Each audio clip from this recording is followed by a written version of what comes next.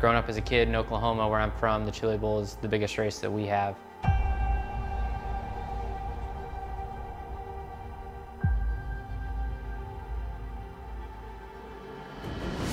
The Chili Bowl has kind of been my favorite race of the year.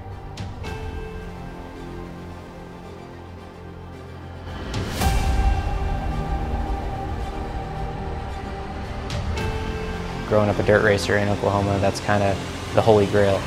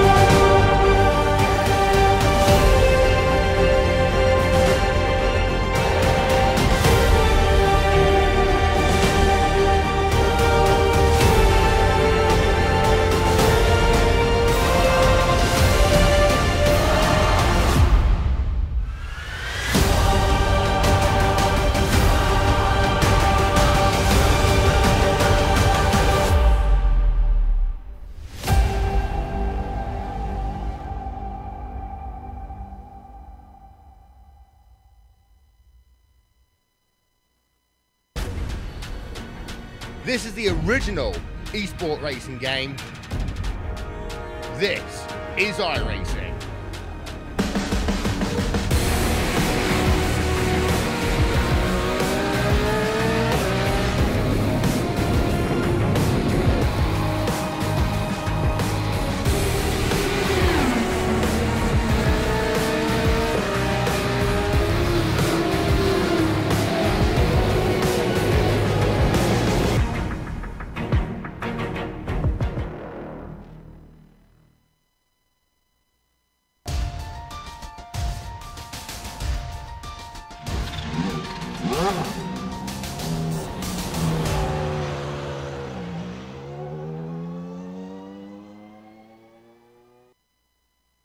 What started as a very evenly matched season has suddenly turned lopsided.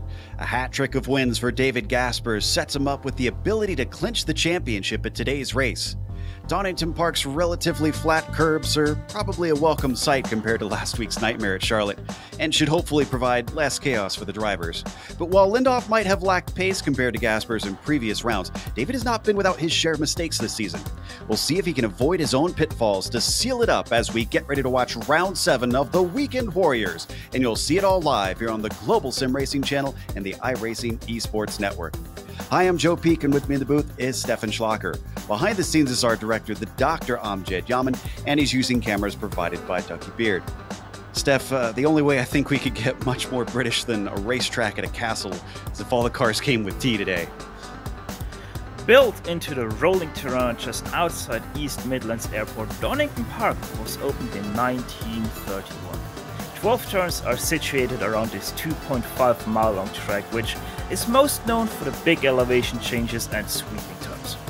Donington Park, however, still has that old school vibe to it, as the main part of this track still stands as it did back in the 1930s and 40s. The nature of this track allows for great racing and also close races, but might induce some chaos, especially with tail-happy cars like the Spec Racer Ford.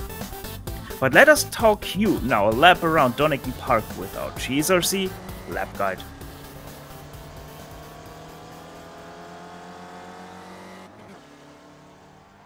Alright, we've got Amjad Yaman to the GSRC MX-5, so let's do a lap around Donington.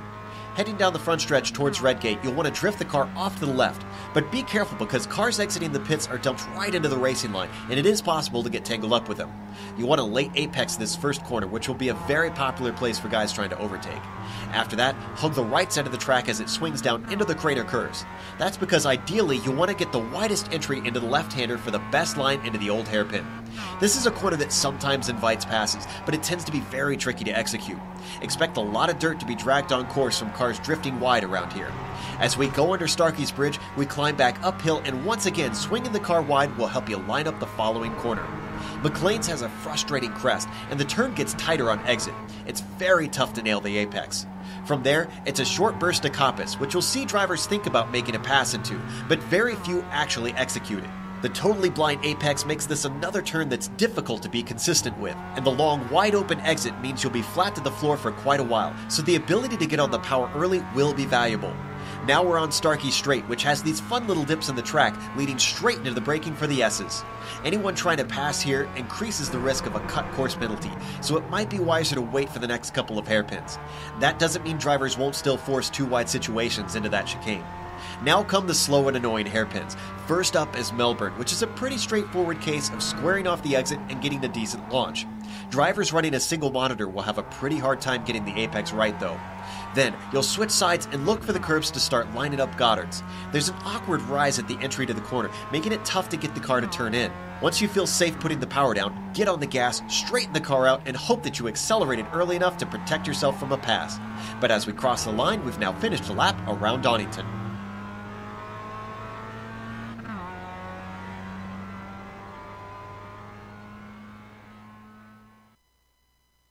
There's a lap around Donington Park in the GSRC MX-5. Well, unfortunately, Amjad did not have the SRF prepped in time, and he might have had it prepped in time if he contacted Southeast Spec Racer. They're a full-service Spec Racer Ford prep shop located in Daytona Beach, Florida, offering a fleet of race-ready SRFs and the driver coaching to go with it. SSR is your one-stop shop for all things spec. They also offer transportation and storage, parts, and advice. You can find them at southeastspecracer.com. Taking a look at the points with this being the penultimate round, well, it's a pretty clear situation because there's no drop points on hand for Gaspers. That means that Henrik Lindhoff, all he has to do is outscore Gaspers by 21 points. You can see he's 120 back. Well, he can't tie Gaspers because Gaspers clearly will have more wins this season since Lindhoff has none so far. Otherwise, behind him, Daniel Sadro has been climbing steadily with good result after good result. He's only 4 points back from Lindhoff. And then Steve Elson stays where he is. Kane Halliburton, unfortunately, did not show and drops down 3 positions due to last week's no-show. What about the Spec 2 Championship? From what I've seen, I think that also is pretty straightforward this season. Well, Joe, in the Spec Racer, in the Spec 2 class at the front, it's nothing new in the West here. Alejandro Leiro once again first, or still first, by 76 points over Bob Kern. Ed Doherty sits in third, 108 points already behind your Spec 2 leader, Jeff Cantor. He is close though, 12 points behind Ed Doherty, and Tom Gradwell also not too far behind in fifth, only 134 points behind your leader in Leiro. And yeah, as you said, I'm starting to run out of things to say apart from it's Groundhog Day at the front. Yeah, pretty much. His first podium of the season for Alejandro at last race. Phenomenal result from him. Taking a look at the race details here for this round. As I mentioned, the penultimate round out here, and they have an open setup on the cars. Now, there's not a lot you can do to tweak them, and it's a pretty friendly community, to be honest. Drivers, even before this race, were sharing setups with one another to try to help. It's mostly down to the driver. They will have a fuel stop during this race. The fuel cells in real life are big enough that usually every race they have no stops. But here in the sim, they've made them smaller so that they are forced to take at least one strategic stop to make the race a little bit more interesting. The points are rationed from first to last place so that it stays even no matter how many drivers show up. But that said, they do keep the same amount of points for the podium finishers, 100 for a win, 90 for second, 83 for third.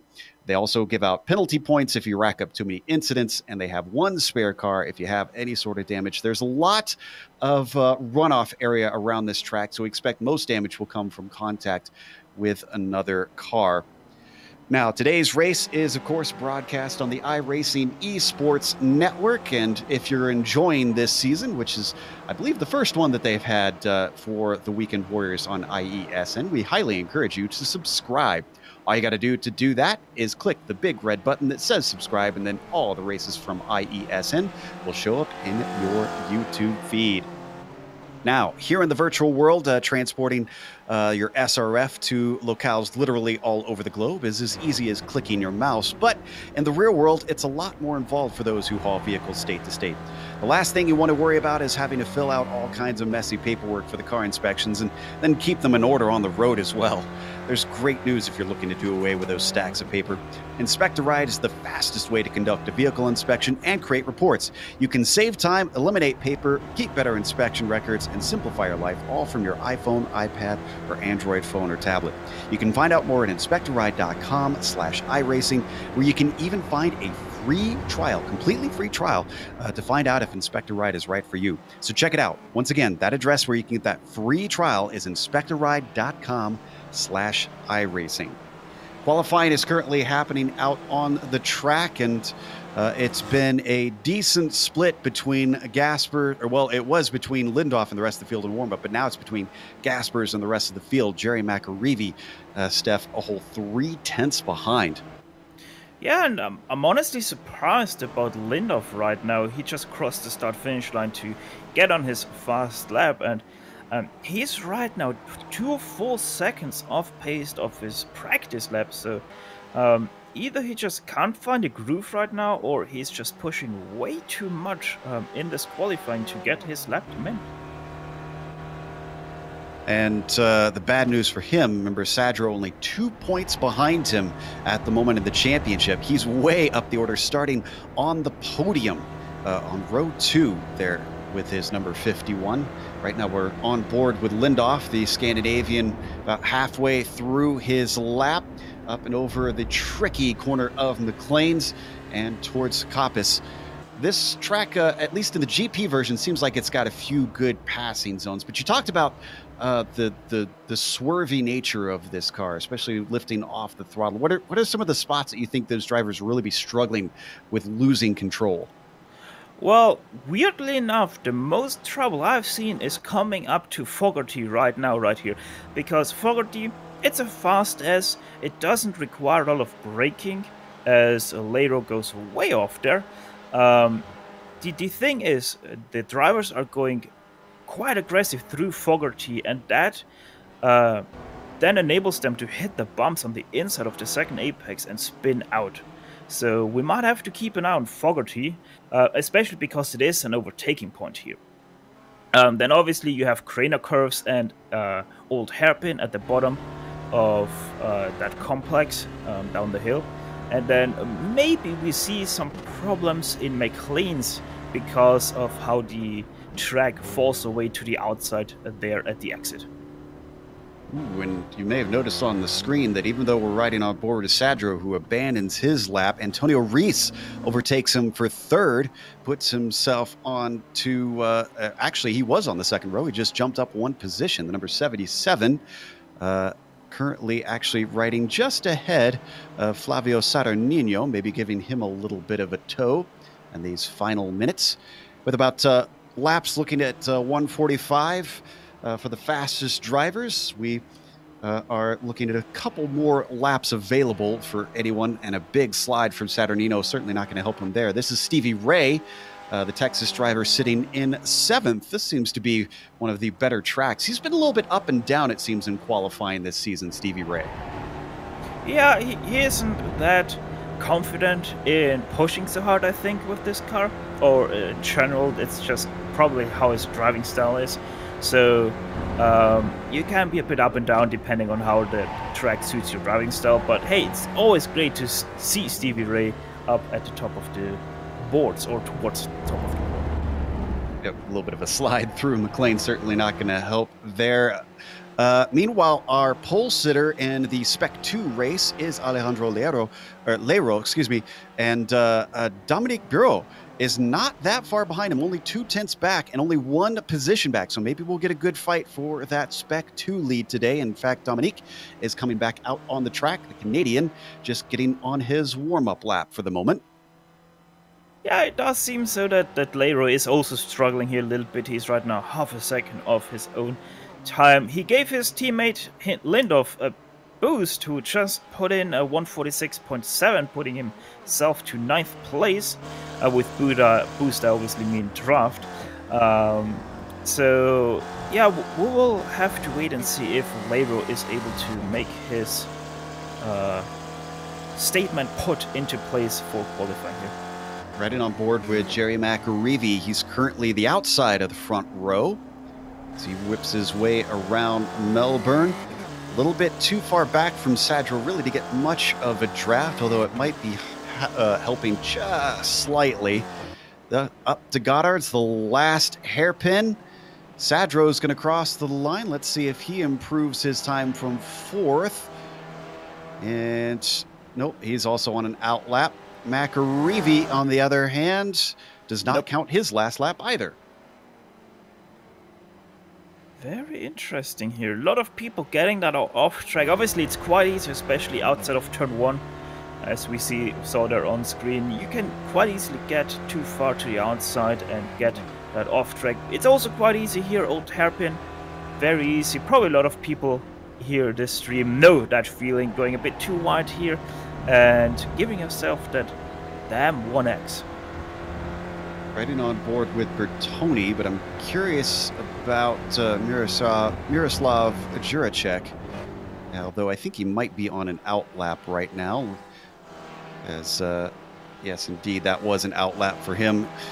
He's sitting in 5th, so he could spoil the party for these top drivers. Had a podium last week as well, although might have been a bit of a surprise for him, considering the mistakes that he had late in the race that could have cost him.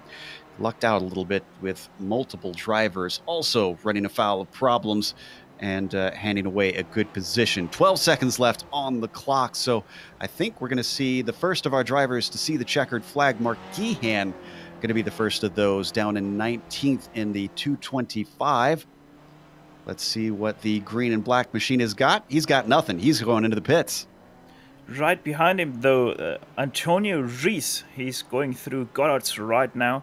Sitting in 3rd right now. Let's see what he can do as he goes very slow over the start-finish line. That's not going to be a good lap for him. He's done for the day in qualifying, at least. Daniel Sadro, however, a 1:46.1. That's his fastest lap, but it does not improve. No, it does improve his position. He goes up to 3rd with that. Gasper's going to be the next one to cross the line. And that is also his fastest lap, a 45.7, a 10th faster, putting almost half a second between himself and McAreevy. Yeah, and quite impressive. Gokul Ituarte just got over the line, puts himself into 5th.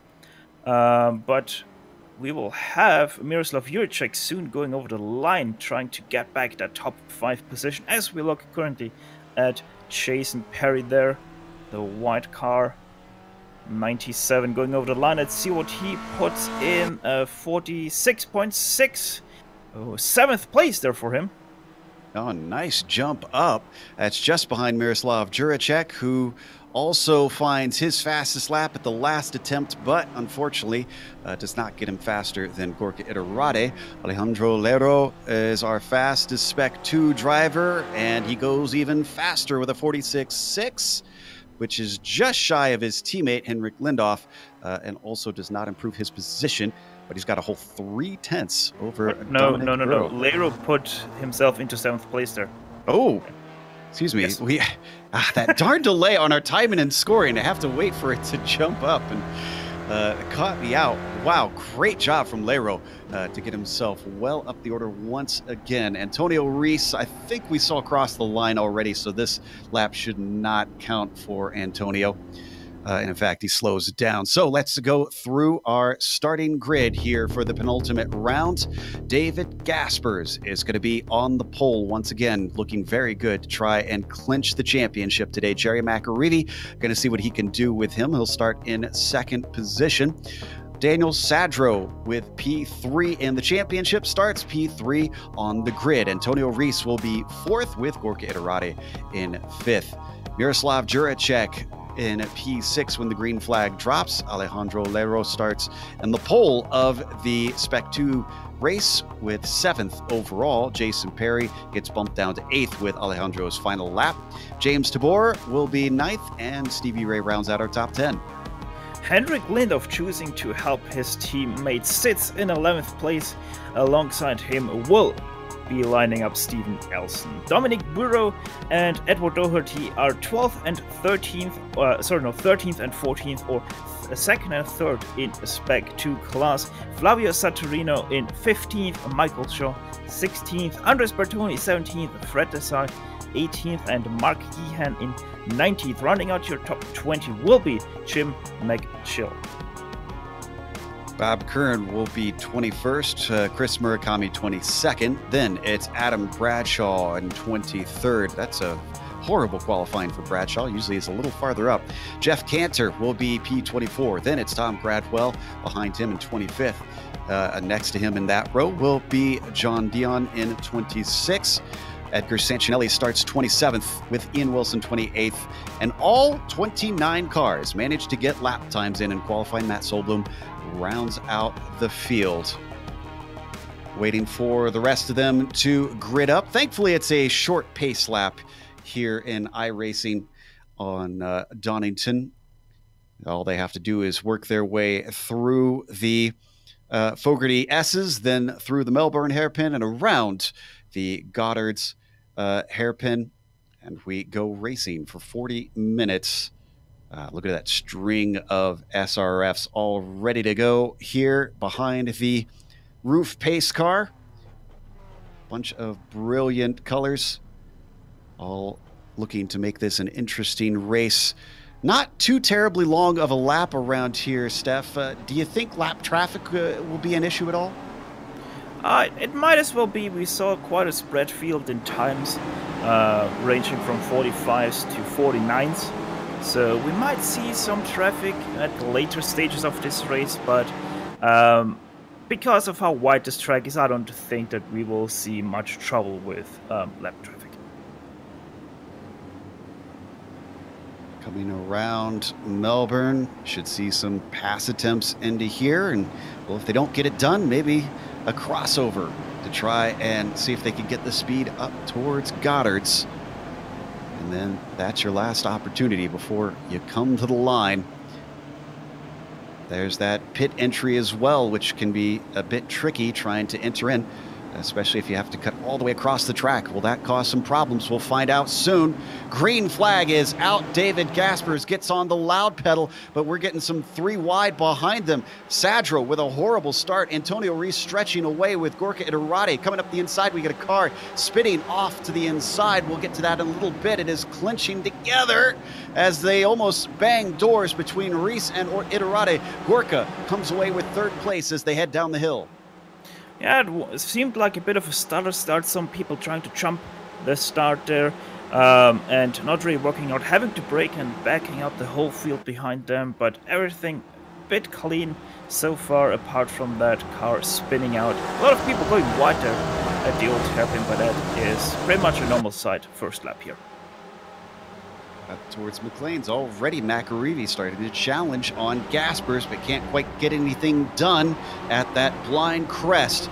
Then you've got Gorka Iturrate trying to hold off Daniel Sadro coming up the coppice. You can see a little bit of side-by-side battling behind them. Jason Perry fending off the likes of Lero. And they work their way down the very fast Starkey Straight now towards the Fogarty S's. In the background at McLean's, you saw, bit of a touch there between Lero and Perry, but in the background you saw at McLean's someone spinning. That was Steven Elson having a bit of a self-spin there. No harm, no foul, but he is at the very back of your field. Wow, look at the cars getting clogged up back here. This is Lero leading his teammate Henrik Lindhoff, making progress forward, and then that's Tibor on the side of Saturnino as they're going 2 by 2 by 2. Stevie Ray and Andre Bertoni as well trying to challenge. They start to single file out, but it's not completely straight as they've got Bertoni fending off the likes of Dominic Burrow. Finally, we complete the first lap. So I think this was Geehan that had a problem on the replay. Let's take a look. Yeah, let's have a look what happened there. I honestly didn't catch it, only at the very end, taking him offline. He's completely straight here. Oh, it's a checkup. And that checkup that I talked about caught him out there, as it looks like. Yeah, really don't know what happened there. I think some people just tried to get out of that 4 wide situation that we had at the start, or the beginning of the field rather. So that just seems like he got caught out by that.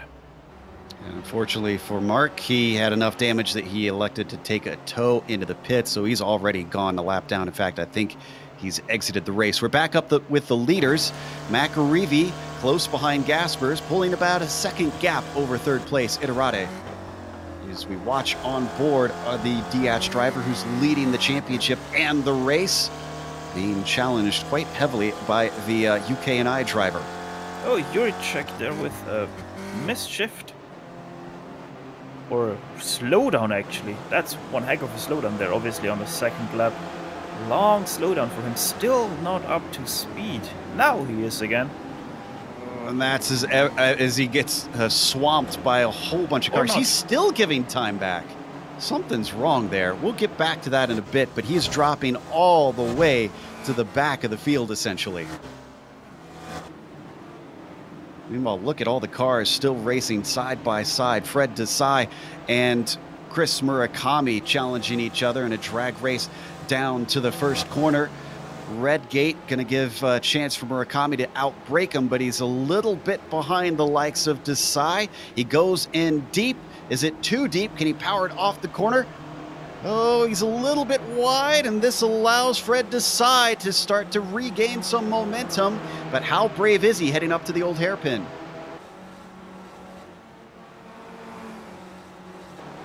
Backs out of it. Some bad news for Juricek. On the front stretch, he was still giving way to that penalty. He had it at the inside of Koppis there, and he then decided to take a tow. Something must have been wrong there. We'll ask him later. Oh, as we ride on board with Bradshaw making contact with Desai, who's still fighting with the likes of Jim McGill, almost banging wheels as they come into Koppis. Hopefully the touch that we saw from Bradshaw didn't damage his suspension.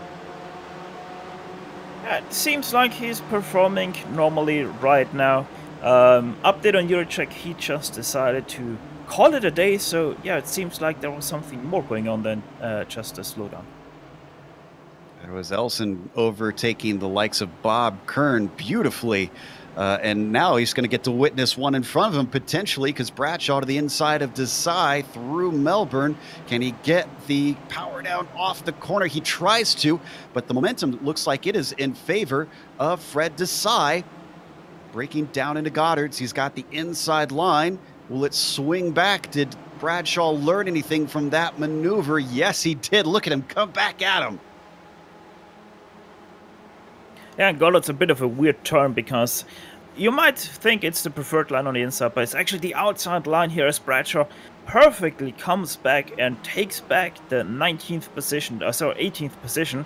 But Fred Desai yet again coming back. What a battle between those two.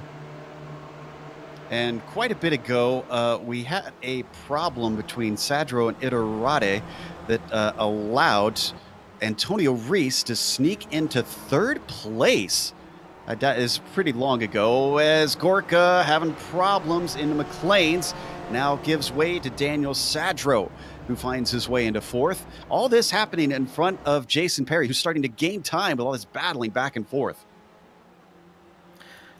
Yeah, and Jason Perry, he's really looking strong right now, or rather safe, sorry. Just doing his own race, driving away from Lero, not really getting attacked by him, and ever so slightly getting closer to the guys in front because they're making so many mistakes. Meanwhile, up at the lead, McAreevy's been holding right behind Gaspers for a little bit. This is starting to make me wonder, is this some fuel saving that we're watching? Might as well be, might as well be. I think you can save quite a bit of fuel here because of the nature of this track. So McAreevy, he might as well be saving fuel behind. We got a battle between Lero and Perry. Perry fending off because he had a bad run through Fogarty. And our leader in the Spec 2 looking to the inside now as they come across the line down towards Redgate. Perry does not defend, lets him by. Maybe sizing him up for a better run down the hill through the Craner curves. I think that's exactly what's happening because look at him start to get up beside him once again. And now he has the inside line for Old Hairpin. Will he use it? Yes, he does it and goes past again, but now he has to be careful because Lero has the preferred line. And Perry with a little bit of a slide, so Lero easily passed yet again for 6th position. Fierce stuff between these two drivers, and Lero now all the way up to P6 despite being a Spec 2 driver. I look forward to him fighting for Pro Championship points next season once he gets promoted, because at this point I think it's highly unlikely that he won't get promoted. Still being hounded by the likes of Perry as they come to the Starkey Straight now. I don't think he's close enough to send one into the chicane. And while all of this happened, we missed the pass on Steve Elson on Adam Bradshaw quite a bit ago. And Steve Elson is now working on Jim McGill here into Fogarty and easily makes that pass there on Jim. Brave stuff trying to send it in there. And meanwhile, don't forget Adam Bradshaw, who seemed to have a bit of a bad qualifying coming forward. McAreevy in Goddard's nearly losing his car there a bit too fast onto the apex there. And yeah, quite lucky to get away with not a spin there as we go on board onto the replay there. Let's watch the hands. It's going to saw back and forth a lot. Good catch. I've found this car one of the hardest to really catch once you get to a certain point in the slide. You can definitely slide it around, but I don't know about you. It seems like once you go over a certain point, as Saturnino is around, and I think this is outside of Redgate. Yes, it is. Let's see what happened there as we go on to replay. Seems like just oversteer there. Yeah, just goes too wide and then on the grass loses the car. Yep, not a lot of grip on the brown and green stuff, and Saturnino, because of that, drops down to 19th. Look ahead of him, though, because Bradshaw and McGill going at it now as they almost come together, breaking into McLean's. Bradshaw trying to go the long way around, and I think he's got it. That's going to lose even one more from McGill, because Saturnino taking advantage of it. 2 spots in one corner. Yeah, and Bob Kern is also thinking about it around the outside now here at Coppice. Let's see if he can get a run. No, he can't, but now he's under pressure from Fred Desai, who is now side by side with him. Oh, and poor McGill's been blinking quite a bit. Because of that, both cars electing to try and take this single file through Fogarty just to try and keep from running into the back of McGill in case he blinked. Ahead though, Saturnino tries to overtake Bradshaw, goes a bit too wide at the apex of Melbourne. Way, what a slide there from Saturnino. Could enter a drift competition with that, and is still side by side with Bradshaw going into Goddard's now. Has the inside line, once again breaks way late, way wide on the apex. Let's see if Bradshaw can come back here. Leaving a trail of rubber behind him. Saturnino somehow powers off the corner and keeps Bradshaw behind down towards Redgate. Now, let's stay with this battle because this is a lot more interesting, but I just want to report that McAreevy, since his error, has dropped back over half a tenth behind Gaspers. It seems like he was certainly riding the coattails of the DH driver but yeah, goodness, this is getting intense. Bradshaw seemed like he lost a bit of track where he was on track, going with all four wheels on the grass, and Saturnino way wide. Making his own circuit here as he almost comes back into the side of Adam Bradshaw. Bradshaw knows he's got the speed. We've seen him try and use this outside line before. Can he do it again? He's finding grip over the crest, but it's not enough grip. Saturnino fending him off as they come to another crest in the form of Coppice. And finally, Bradshaw, he has to give it up. Bradshaw has to be careful now, but McGill behind. But no, McGill decides to stay behind. Probably he knows about his internet problems. Yeah, I'm sure he's seeing some blinking cars on his end, which is always a big worry. Now, as that was happening, Stevie Ray found himself up to... Well, he was in ninth. Did something happen here? Yeah, I just saw these guys being 3 wide through Melbourne. I don't know what happened there, though. That's Bertoni that he was side by side in the paint car. And Stevie Ray, in traditional fashion, thinks that the pit window is open, so he takes it at the first opportunity. He's joined by Steve Elson. All right, so 13 minutes. The fuel window is already open. That's quite early for the series. Well, that gives us a frame of reference for the others. Oh, Now, Saturnino once again, turn 1. Way out of sync with his back. And once again able to save it, but loses the position to Bradshaw, maybe even McGill. Let's see. No, he elects to stay behind. Well, and that's a beautiful sight as far as Adam Bradshaw is concerned, because with all that battling that he's had, Sadro has yet another off. Lost 2 positions out of that one. Let's watch from on board. Wow. We're over here. Big snap. Wow. I'm impressed he even caught that, because that was incredibly sudden. Yeah, a bit too much on the inside curb there. Gives him a little bit of a slide, and he tries to correct it, overcorrects it, and yeah, what a save there from Sadro through the gravel trap.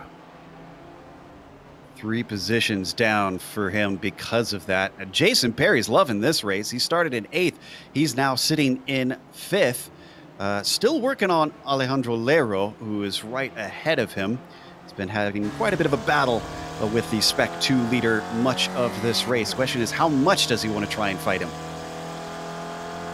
Yeah, it's an interesting question, an interesting proposition, because he can save fuel right now, ever so slightly at least, behind Lero. So what is more worth to him? The fight for maybe even 4th place, or just stay behind and yeah, be able to save some fuel and get him with a strategy as we switch to the battle here for P2. Oh, I think the real pace of McAreevy is being shown now, because Antonio Reese has run him down and very much threatening. Let's stay with this, but I want to report that Bertoni did respond to Ray pitting, and we'll cover whether or not he got out ahead of him in a bit. But we're on board with our 3rd place driver, Antonio Reese, seeing if he can jump up 1 more spot. Yeah, and honestly, Gary McAreevy, lots of mistakes in the last 2 laps, so I wouldn't be surprised if Reese gets past him quite fast, and yeah, in quite some fashion too.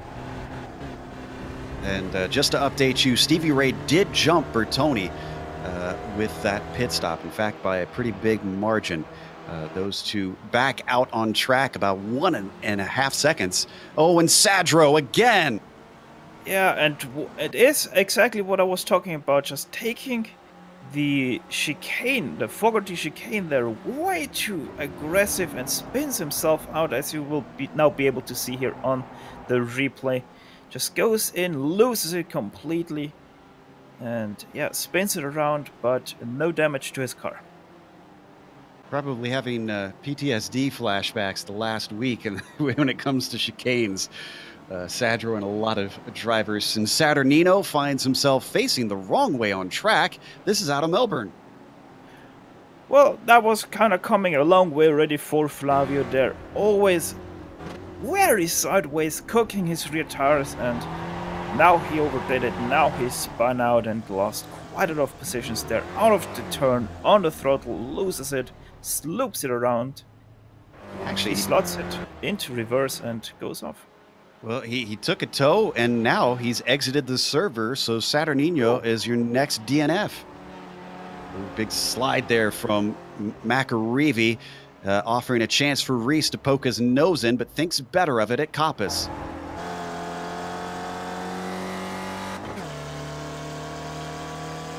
Back onto the Starkey straight. Reese playing a bit of a patient game here. I think he could have pushed the issue if he wanted to. Behind them, also have to report, behind them, Jason Perry, I think he elected to start pushing on Leiro here as he's getting closer and closer to the rear of him, dragging Gorka Ituarte with him.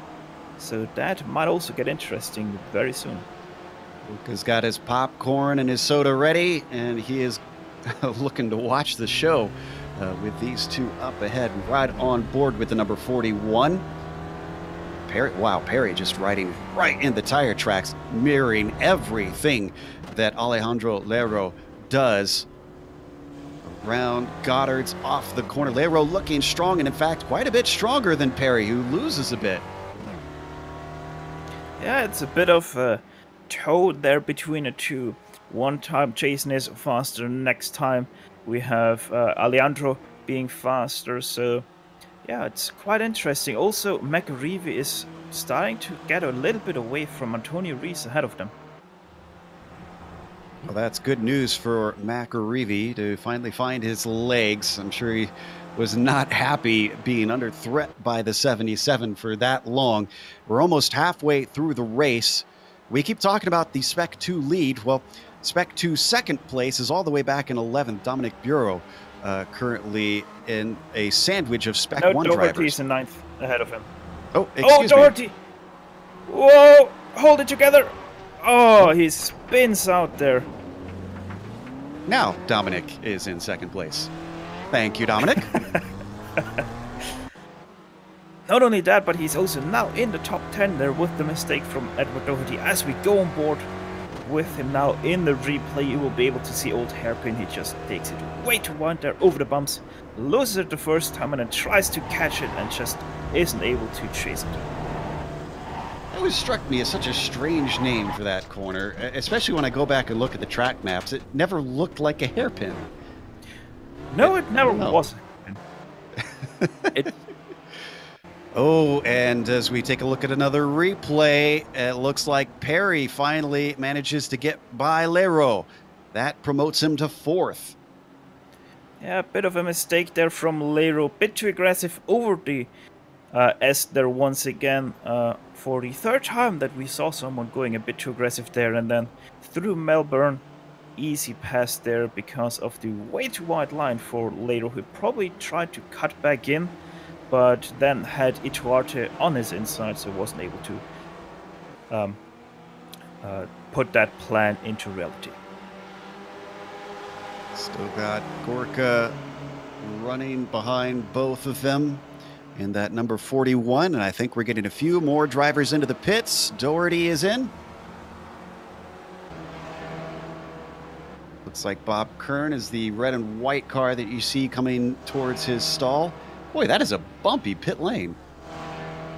Yeah. It's downhill, and they have leveled out the pit boxes, so you always have a bit of a step down to the next pit box there. Can actually be a bit of a problem when you put a bit too much throttle into the car. And did we have a problem with Stevie Ray? He was our highest pitter. Now, we've had a few cars pit since then. Checking to see if he had some sort of issue. Out of Melbourne. Out of Melbourne, just looped it around. Might be a little bit back. We're seeing if we could dig this one up. Here we go. Yep, right here. Self-made error from the number 11. Not even really pressure from behind, just in too deep. And around she goes. That's all she needed there. And Alejandro Leiro, he just elected to drive into pit lane, pitting Gorka from follows him. 5th position. Sorry, 6th. Gorka goes with that lapped car behind them, the dark car of Matt Solblum, who's the last car running right now, actually. So I think this should hand it over to Leiro once he comes out. Oh no, Gorka Iturrati jumps him. Gorka manages to get a shorter stop by 2 seconds. Now the question there is, was that enough fuel for Gorka, or did he just do an oopsie? We'll find out in about 17 minutes time. So Gorka Iturrati returns in the top 10 even, with a phenomenal race out here today. Potentially looking at a podium if he could just get up a little bit higher. It's mostly been Gaspers, McAreevy, and Reese who have been dominating those spots. Well, more problems for Leiro as he has to fight against the side there on your screens. Just gets past now. So he is now in 12th position, sorry, 13th position. Has 12th position Jim McGill right ahead of him. And Bradshaw as well. So if he could just get a little more speed, there could be some positions on hand. But those two do have to pit still. Talking about pits, David Gaspers just elected to pit himself. That McAreevy stays out. To exactly McAreevy. Reese does as well. Jason Perry stays out. Lindoff, who's been a little bit anonymous this race ever since the start. Number 8 going to jump up to the top 4 now that Gaspers is pitted. He has yet to take his stop. Yeah, nobody joining our leader in the top 10 except Tabor, it looks like. Yes, Tabor did join him there. James Tabor and Chris Murakami also pitted now. Finally getting a few more takers.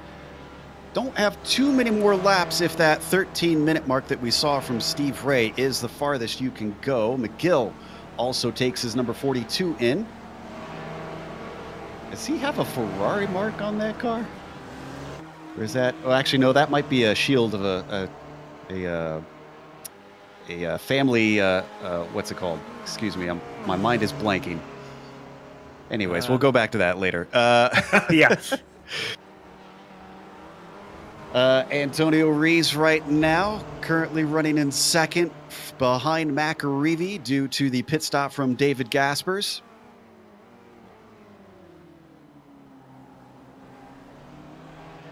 And that, as we mentioned, promoted Jason Perry up into third, but Perry a whole 8 seconds behind them, right on board with Rees now.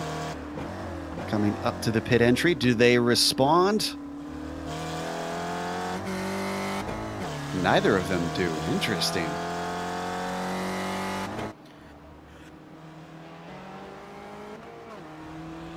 Now, this is starting to get interesting between Gary and Antonio, because they're just driving out. I think Antonio at this point, he's just doing what the leader does right now, keeping a close eye to his competitor for P2, because I think unless David makes a mistake, he is out of reach for these two. I think the word I was looking for was family crest. Possibly. Yeah. Dominic Bureau, the Canadian, brings his car in. Where is he going to come out? He's joined by the likes of Bradshaw.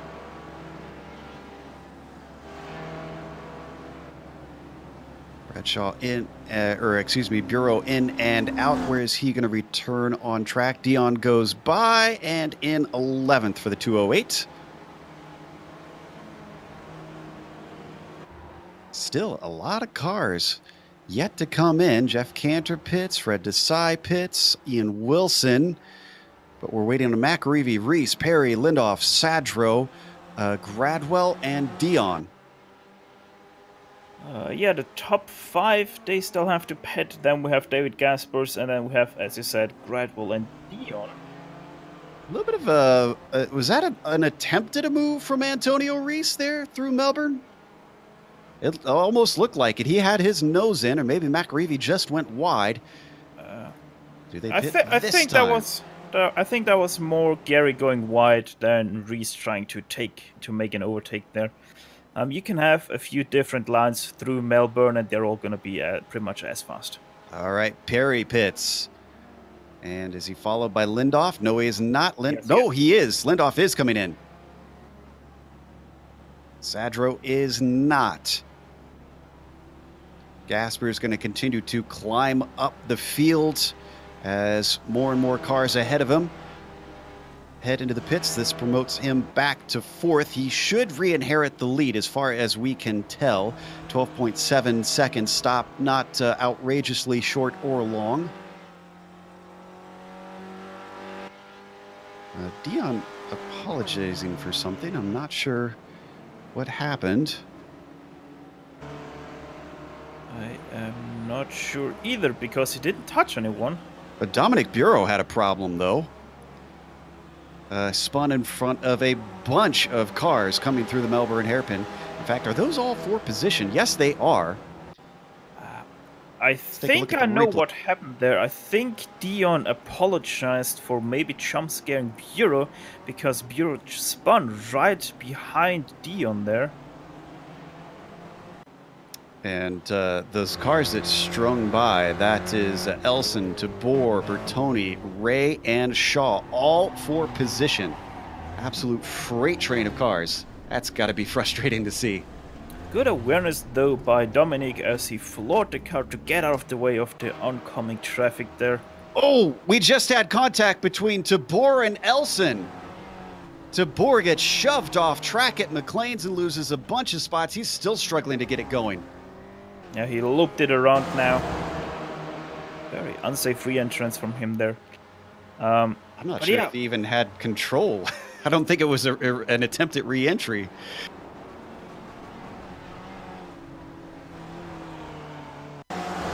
Watch from the 21's perspective.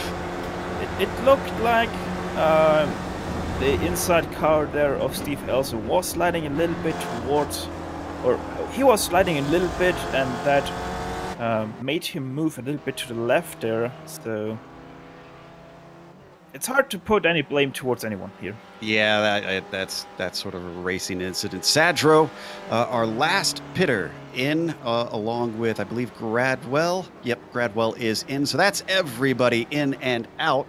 10 minutes left to go. With strategy having settled itself, let's go through your order. Oh, just one second. Yeah, interestingly, we saw Perry and Leiro fight all the time, but through pit stops, Hendrik Lindoff did catch up to the 2 guys, and he's now right behind the bumper of his teammate. Ooh, could see some team tactics there to gang up on Jason Perry.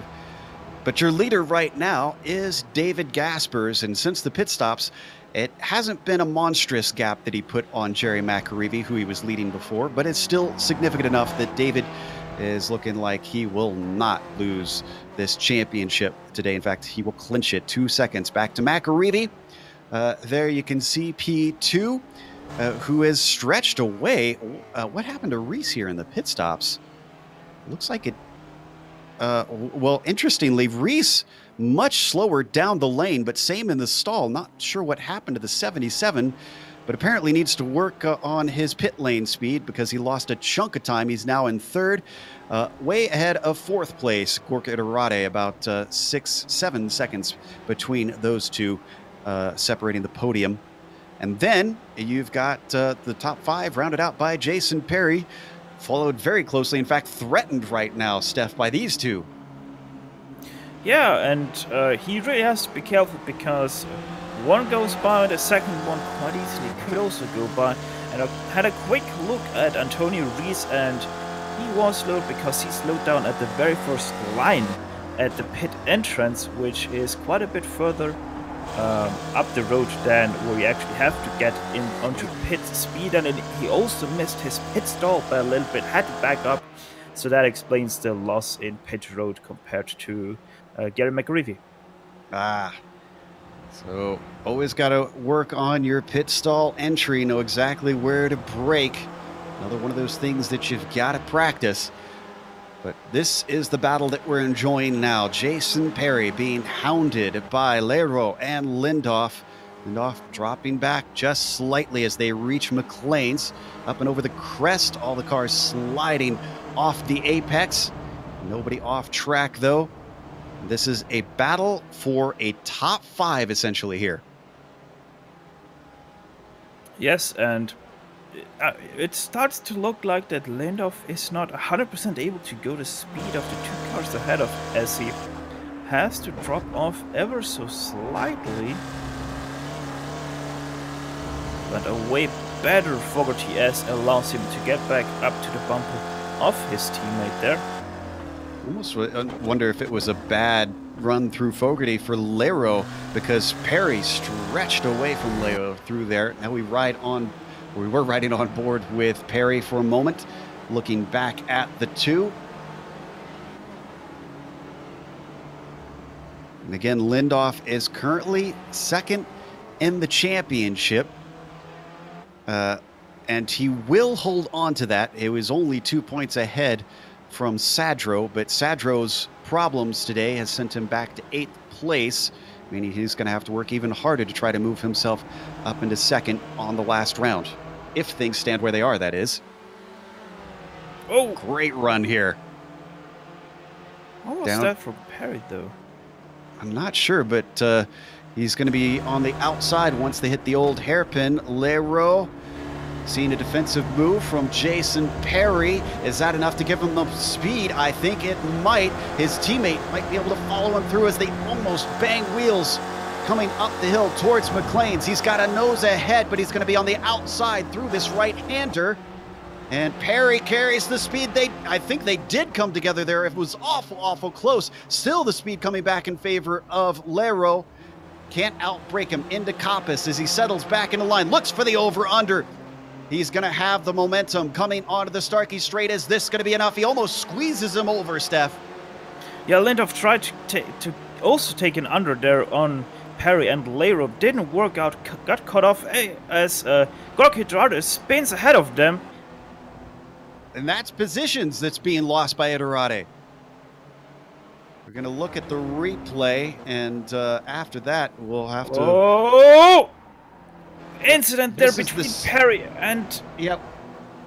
Yeah, we just saw the spin. Now we're going to watch the contact between Perry and Lindoff. Yeah, Perry gets pressured there by Lindoff, and Perry just overshoots his braking point massively and slams into the side there of Leroy. Excuse me, yeah, it was Leroy that he ran into, not Lindoff. We're going to watch JP maybe just being offline. He misjudged his marker? Yeah, pretty much. Oof. He saw it coming. He was trying to avoid him as best he could, just sideswiped him. And that moves Perry down to 7th, Edirade down to 8th, and Leroy up to 4th, Lindoff to 5th. Yeah, and the question is, how much damage does Leroy have on his car? Obviously has the teammate behind him of Henrik Lindoff. That's a lot of damage that it looks like. Ooh, that is significant. Now, what that did is it slowed them up enough that Sadro is starting to gain, and this is bad news for Lindoff. Does Leroy maybe play the good teammate here, let Lindoff by and go defensive? I don't know. It always depends on how they are. Are they communicating in the race? Do they have a bit of a mindset before the race? Obviously, yes, you have Lindoff in 2nd, but you also have Leroy, who could enlarge his gap over 2nd place quite a bit in the Spec 2 class. So I would probably think that they're gonna race it out as if they're not teammates. We'll find out soon, because here comes Sadro, already rocked up to the back of the number 8 machine. And they've got 4 minutes left on the clock, so only a few laps that they have to hold off Sadro. And the reason that this is significant, if you're just joining us, Sadro's only 2 points behind Lindoff in the points championship.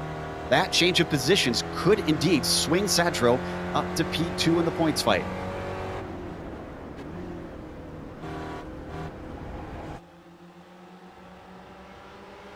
Still holding pace over Lindoff. I think whatever damage we're seeing on Lero, it's not affecting him too much. Also, don't forget, we're only about 3 minutes away from the checkered flag, so depending on where Gaspers is, we might only have 2 to 3 more laps remaining in this race. That's a fair point. Looks like we're going to get 2 to go at the line. We're looking at Gaspers now. He's been holding position over McAreevy at about 2 seconds ever since the pit stops. So Jerry may have dropped off a little bit early in this race. I'm not sure if this is David maybe slowing it up and managing the gap, but the pace seems to have changed a little bit, and McAreevy is now at least keeping him honest. Ooh, a little bit of a move here. Defensive to the inside from Lindoff, trying to hold him off through the Fogarty chicane, and his teammate gets a horrible run through that corner. He's staying to the outside, letting him through. He knows the stakes as Lindoff stays defensive on Sadro down into Melbourne. Sadro can't quite get the car in there. Does try and overtake the likes of Lero, but that also doesn't work. Up to Goddard's now, side by side with the teammates. Lero comes back to the racing line, holds off Sadro. Behind them, Jason Perry and Gorka Iturrate also fighting for 7th place. Yeah, and Lero is right now side by side with Lindoff, so even though he has that massive dash to the right, it seems like it's not hampering him too much there as he gets a great run out of Redgate. Oh, this could lose them both spots if they're not careful. They are fighting for position. Sadro in the popcorn spot, watching, hoping something runs down between both of them and sends them flying off the corner. Look at that over-under! My goodness, Lero with a monster run, and unfortunately that hurts his teammate in the championship because Sadro is by Lindoff. Lero timed that perfectly. But now Sadro has the problem. He is behind the slower car, ever so slightly slower car of Lero, but he is so much better through the turns that it is actually quite hard, as we saw in the example of Lindoff, to actually overtake Lero. But a great run there for Sadro. Oh, Sadro's gonna look to the inside. No defensive move from Lero. Lets him through. We got a car off. That's Bob Kern. We don't need to go to that. And a better run off the corner. Lero, as the white flag comes out, has been out-thinking everybody around him. Almost gets into the side of Sadro. Can't quite brake late enough. Looks to gun it off the corner yet again, but he can't carry the speed. What an incredible fight we're getting for 4th place here in the final laps of the penultimate round. Almost gets a shove from behind as Lindoff has to check up through Goddard's. And now the interesting parts comes in. Will Lindoff get by Lero? Will Lero get by Sadro? Will Lero just let Lindoff by? It all is all about the championship as Lindoff goes way wide. We'll jump to the leader when it's time to go there. He's about half a track ahead of these 3 cars. We ride on board with Lero, looking up at Sadro. He's going to want this position back from what we've seen of them driving, but he's starting to lose touch. Sadro has got it underneath him now and has got a good defense. Going to take a big boost from both teammates to try and run the number 51 car down. Don't seem to be doing it at this point, so let's give a little love to our championship leader, David Gaspers. He's got 3 on the trot. He's going to make it 4. All he has to do is circle the final hairpin The number 23 smoothly off the corner takes the win here at Donington Park. And Lindhoff is right now going side by side with his teammate of Weir through Melbourne. As Gary McReevy crosses the start-finish line there to take second place home. And Lindhoff, horrible run out of Melbourne. Yep, his teammates got the legs over him, but he doesn't have the brakes as Lindhoff tries to come back at him. Uses that long way around. It's going to be a drag race to the line, but a little bit of tires in the grass is going to deny Lindhoff. That means Weir is going to manage to get 5th today. 7th place, Perry manages to keep Iterate at bay. Elson just ahead of Stevie Ray to the line for 9th. And then very close between Shaw and Bertoni. Look at this side-by-side battle between Bureau and Murakami. Murakami going to try that long way around that didn't quite work for Lindhoff. Also, oh no, he keeps it on track and he keeps the speed up. Chris Murakami going to be able to manage 15th place. Last battle on the track is Jeff Kenner and Edgar Sancinelli. Really didn't see much of these two, but they're going to finish on the lead lap as we had 29 starters. I think, did we only have 23 finishers, or did we have lapped cars? No, we have 26. 26 finishers. Not bad, actually. Oh, outbreaking himself, Sancinelli. Is he going to hand it over in the final corner, or can he get it back? Look at this. And Bradshaw was on the outside there, out of fuel. You're able to see it on the top of your screen. And Edgar Sancinelli has to give way to Jeff Cantor, who takes it at the line.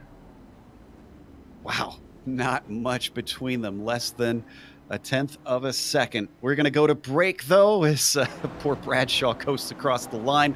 We'll come back with the unofficial results as well as driver interviews. Stick around, because on screen you're going to see all the upcoming races here on GSRC.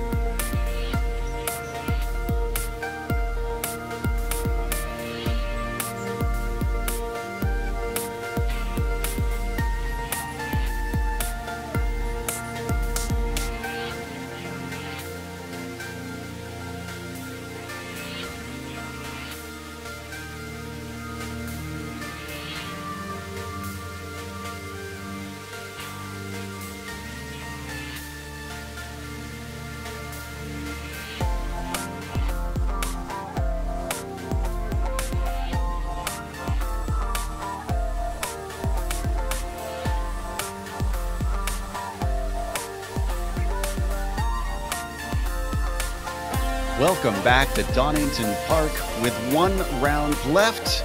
Unofficially, the championship is over here in the Weekend Warriors. David Gaspers took the win, and that was more than he needed to try and deny any opportunity for anyone else to overtake him in the points. Jerry McAreevy, however, with a little bit of a quiet drive to second place, had a little pressure from the likes of Antonio Reese for part of the race. Reese will round out your podium, the only driver on the podium that did not start there.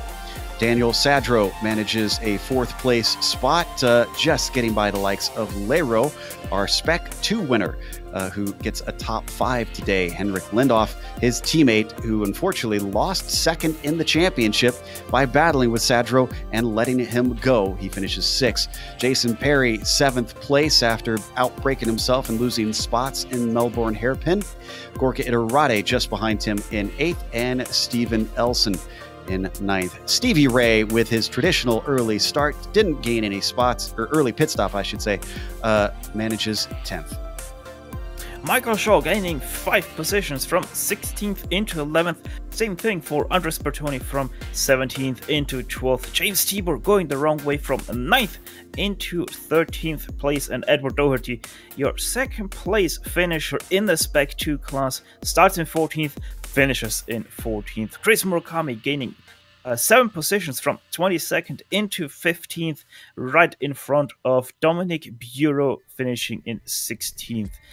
Jim McGill in 17th, Tom Gradwell from 25th into 18th, Fred Desai losing 1 position over his starting position from 18th into 19th, and John Dion rounding out your top 20. Jeff Cantor finishes 21st, just barely ahead of Edgar Sanchinelli, who takes 22nd. Last car on the lead lap. Adam Bradshaw runs out of fuel and finishes 23rd. Ian Wilson, 24th. Then it's Bob Kern in P25. Another lap down for Matt Solblum, 26th in the last car to see the checkered flag. Flavio Saturnino, a first DNF at 27th. Miroslav Jursak, 28th. And Mark Gehan, 29th. We have our winner ready to talk to, and now unofficially our champion for this season, David Gaspers, your 4th win in a row. Whatever issues you were having earlier in the season, you seem to have gotten on top of, because it has been win after win. Yeah, the last few races were definitely going a lot better than a couple of the races earlier in the season, but it also depended some bit of it on the track and who showed up as well. Today here at Donington, you guys ran the GP version. In the past, we've seen you ran the national version. Do you have any preference between the two? I prefer the national version. I don't really like hairpins. I'm completely with you on that. Back-to-back hairpins to me are not usually that much fun. So with the pressure off next round, do you show up at Phillip Island? Do you let somebody else win? Do you continue the winning streak? I try to win, but Phillip Island is usually one of my weakest tracks, and I'll be doing the 12-hour race on Sebring next week, so I don't think I will practice a lot. Well, that'll certainly make things a little bit interesting out there. And, of course, that draft very heavy on the front stretch at Phillip Island. Regardless, congratulations not just on a win, but a championship, sir. Thank you. That was David Gaspers, our winner here today. Up next, we have our Spec 2 winner. I believe Steph is going to be speaking to Alejandro Lero. Yeah, and from one unofficial champion to one nearly uncatchable Spec 2 leader, Alejandro Lero. Once again, a great race by you. Quite dramatic at the end there, with quite a battle between your teammate and Sadro. Talk us through the last stage of your race there. Thanks, guys. Yeah, it was. I am really happy because I just had lots and lots of fun. And I didn't expect to be in this position because I was looking at the times during the week and it was like 1 second off. Terrible. And yeah, but it worked out pretty well today. So that's I'm real happy for that. The second stage, I was faster actually before I fueled the car. Then I had a little bit of a daughter attack, and Went in for the pits, and then just very good racing with Jason and Henrik and Daniel. It was really awesome. Yeah, obviously with Jason Perry, and was also there for a bit until he made his mistake there. But yeah, just one more round remaining in the season at Phillip Island. How are you looking forward to that? I'm looking forward to it because Phillip Island is one of my better tracks, I would say. I hope it's warm because I tend to do better when the track's warm. But yeah, we'll see. Yeah, we'll see indeed. And yeah, hopefully we will be able to crown you the official champion of the Spec 2 class. Yeah, thanks for coming into the booth here, Alejandro. And meanwhile, Joe Peak has caught up with Jerry McGreevy. The perils of sim racing and children, I suppose. Jerry McAreevy hopefully didn't have to deal with that. He got second place today. Jerry, you held on to the back of David Gaspers for much of the early race, and then we saw an error, and it looked like it dropped off. Was he just simply faster than you today without the draft? Hey guys, I don't know what happened at the start. The first half of the race, I just made so many errors, unforced. It was unbelievable. I don't know if I just couldn't settle down or what. It was a bit crazy. And once David broke the draft, that was it really. And then later on in the race, after the pit stops, you came out about 2 seconds behind, and it seemed like that gap didn't increase that much. Do you think maybe he was managing the gap, or did you find something else in the car? I think we were both pretty even on pace. I'm a bit quicker through the old hairpin, and David's quicker through the Fogarty S's, and it kind of balances itself out through the lap.